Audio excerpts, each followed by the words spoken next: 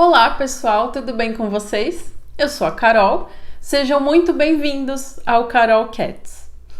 Vocês já ouviram falar que os gatos são animais semissociais?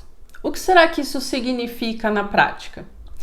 Quando a gente fala de uma espécie social, por exemplo os cães, nós estamos falando de indivíduos que se relacionam dentro desse grupo, convivem e possuem uma estrutura bem organizada, bem definida.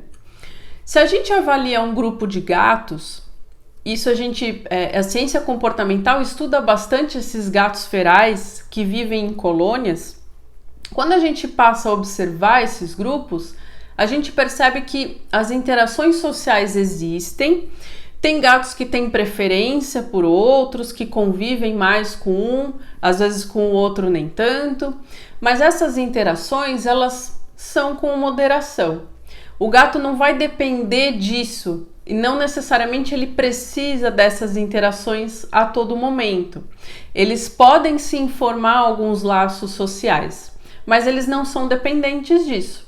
Então, mesmo se relacionando, mesmo tendo preferências, em algum momento o gatinho vai desempenhar alguma atividade sozinho, por exemplo, caçar. Na hora de se alimentar, vai cada gato para o seu território procurar a sua presa. Um não fica atrás do outro, não depende do outro para isso. Pensando nessa estrutura é que os gatos são definidos como animais semissociais. É possível você ter um gato sozinho na sua casa que viva muito bem e esteja tranquilo mesmo não tendo uma companhia.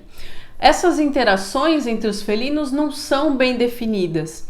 Se você tem alguns gatos na sua casa e eu tenho alguns gatos na minha casa, se a gente comparar essas estruturas, elas não são iguais. Os seus gatos vão interagir de uma determinada forma, provavelmente os meus vão interagir de outra.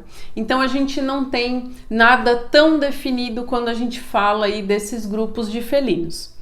Uma exceção são os leões. Os leões sim vivem numa estrutura social, com hierarquia, de uma forma bastante organizada.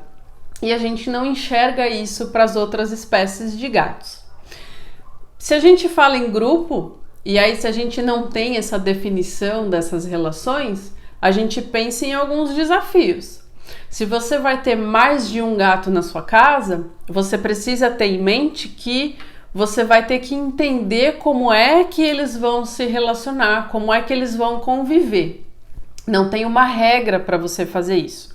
E pode ser que alguns gatos não se gostem, fique cada um no seu cantinho e convivam pacificamente. Tem gatos que não convivem, que acabam entrando em conflito, acabam brigando. Então a gente sempre precisa analisar tudo isso para ver como é que a gente lida com essas situações dentro de casa. Se o gato está num grupo que vive livre, ele simplesmente vai embora, ou vai se inserir num outro grupo, ou vai viver sozinho. Então quando a gente coloca isso dentro de casa, como a gente não dá essa chance dos gatos se entenderem, a gente precisa cuidar dessas questões. Mas é sim possível a gente socializar os gatos, seja com outros felinos, seja com outras espécies. Nós temos cães, gatos, ratos, passarinho, um monte de peixe, né? Um monte de bichos aí diferentes em casa.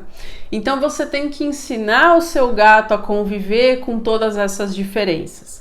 Essa adaptação precisa ser feita aos poucos, devagar. E o fundamental é que você conheça qual é o comportamento natural desses bichos que você vai tentar adaptar. Como é que é um cão naturalmente? Como é um gato naturalmente? Justamente para que você respeite essas particularidades e faça essa adaptação de uma forma mais tranquila. Se você quer saber mais a respeito desse assunto, dá uma olhada nos vídeos do nosso canal, porque nós temos uma série de vídeos a respeito desses assuntos. Espero que vocês tenham gostado dessas informações e nos acompanhem nas redes sociais. Nós estamos no nosso canal do YouTube, o Carol Cats, na nossa página do Facebook, Carol Cats, e no Instagram, @vetcarolcats. Muito obrigada por nos assistir e até o próximo vídeo.